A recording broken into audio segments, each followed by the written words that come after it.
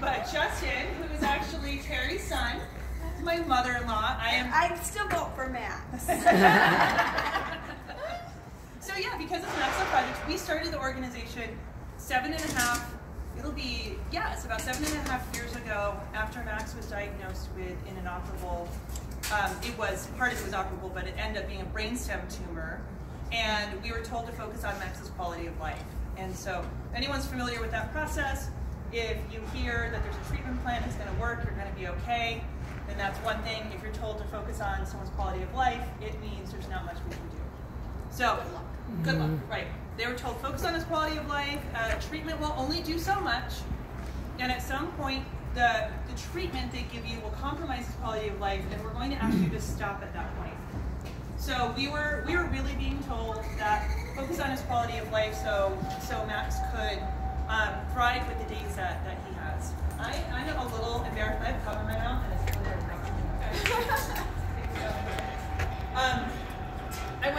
I had breakfast at Say's Kitchen and had a lot of green chilies that I did not want to subject all of you to. So in any case, we were there in the hospital.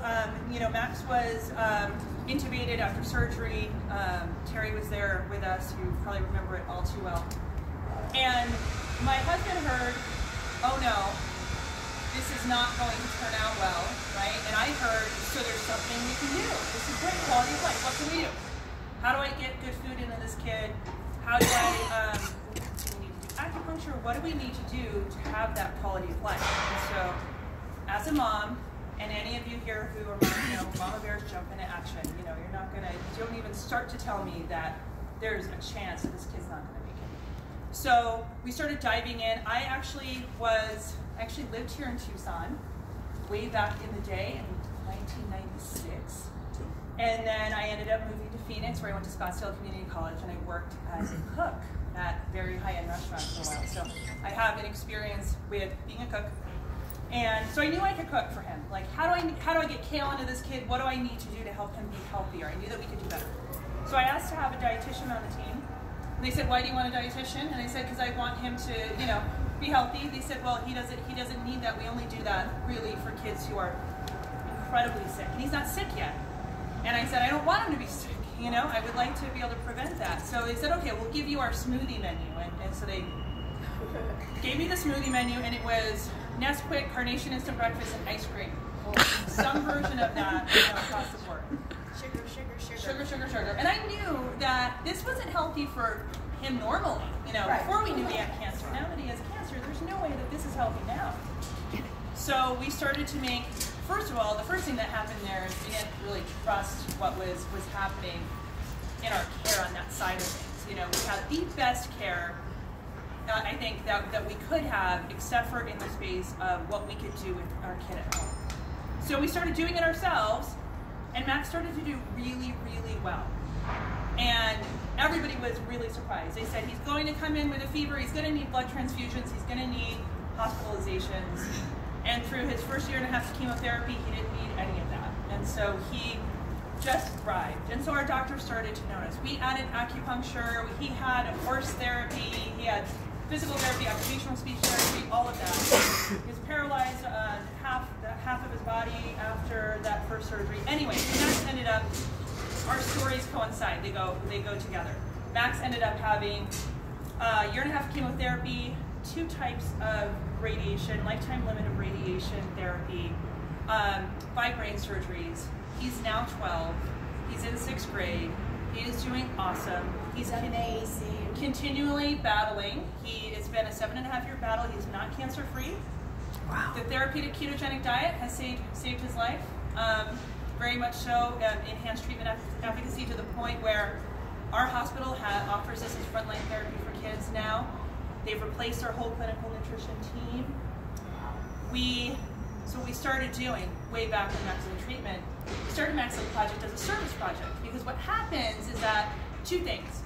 We did not have community. What we needed more than anything was to be able to connect with people who are going through what we're going through. When your loved one gets a diagnosis like that, you think, who else is going through this? We need to connect. The hospital couldn't connect us, so that was a priority, was to find other families and build community. Secondly, when we got home from the hospital, Max was so terrified of the dark. All of his fears were kind of located in darkness, I think. And so I bought him this Cloudbee Twilight Turtle. Does anyone know what it is? Any kids have those? Yeah. And so it's a nightlight that projects stars onto the ceiling, and it's plush with a hard shell. And I never would have spent $35 on a nightlight, but at this point I would do anything. So I bring him this nightlight, and at that point we had said, Max, you are a superhero. There is essentially these bad guys build a fort in your brain. Your brain's so awesome, who wouldn't want to be there? And this ninja's gonna go in and take the fort out, and then that turned into the ninja couldn't get all of the fort because it's so strong. But we're gonna have good superpower medicine gonna help you fight this to thrive. We never said you're sick. We never said use the specifics of, I think, the more negative side of that for the story we built for him. So for him, green was his superpower color.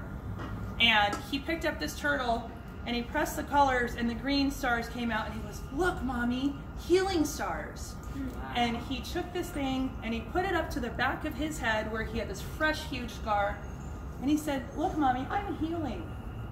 And it was the first time this kid had done something self-empowering, right? Like, first time he had done something totally for himself. He was in the hospital. I mean, I'll never forget, a nurse was putting an IV in his toe, like in between his toes. There was nowhere else to put IVs.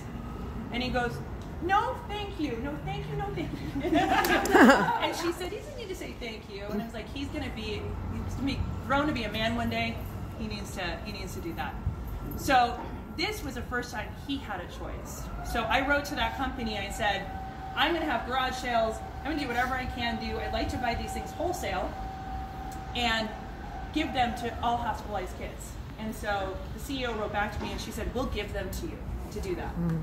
And I said, I guess I need to start a nonprofit organization because they're going to want a receipt. So I got on a LegalZoom, got a couple of friends together. I said, will you be on our board? You won't have to do anything, I promise. It's just going to be famous last words. No big deal. And started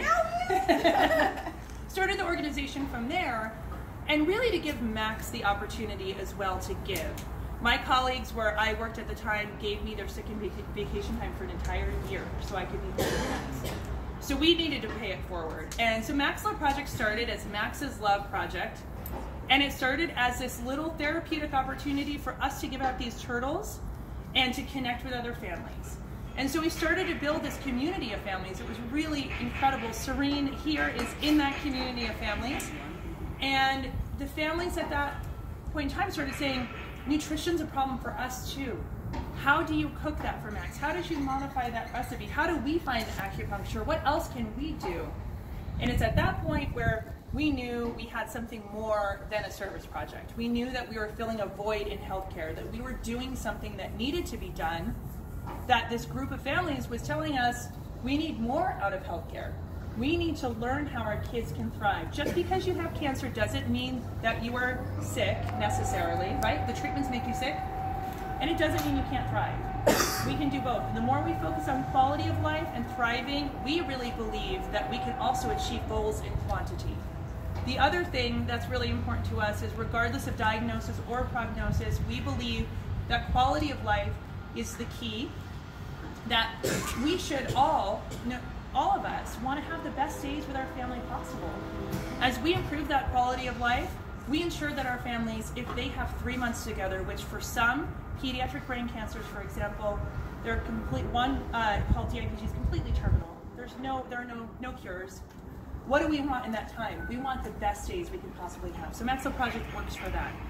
So we started with these kits, sending out these kits with the turtles. What you're going to be doing today, half of what you're doing today is building these kits that started 7.5 years ago. That's how we started reaching out to families and building that community.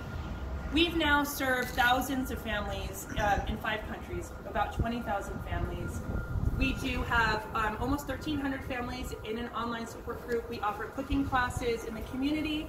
We have a mobile teaching kitchen unit that we're working on studying and building curriculum in 3 children's hospitals, including locally here in Arizona, in Tucson. We're working very closely with the University of Arizona with the Nutritional Sciences Department, and I'm so excited about that. And building this curriculum, studying it and testing it, it's our goal to ensure that every family who has a child fighting cancer has full 100% access to everything they need to support their child's quality of life. We also believe that we can mitigate the risks that come with long-term survivorship. Those toxic treatments that save our life also have tremendous costs down the road. And we know that we can change those odds, we can change those statistics by being well. So we work on nutrition and sleep and physical activity and community. Community's huge. So part of what you're going to be doing today, you may not know this, but community is therapeutic. It's actually been researched and well studied to show that our connection here today, right now, is improving our health. By building community like what you're doing with Red Day, actually improves our health, and then individually and then as a community. So you're going to be writing notes to these kids and families. We want you to take tremendous time with it. It's not about the number, it's about the quality. And take time and really share your heart and your love, because that in and of itself is therapeutic. We are so honored to be here today and so honored to be with you in this process. It is all of us that's making the change that we need to see in healthcare. It's our goal to see the Max Love plan, our Be Super Action Plan is what we call it, incorporated into standard of care so that you get offered chemotherapy, radiation, surgery, and then they say, and we want you to feel empowered with your health and wellness. Here's that plan. That would be the goal. I think it would be incredible. I'd like to, before we go into all of the details of what we're doing today,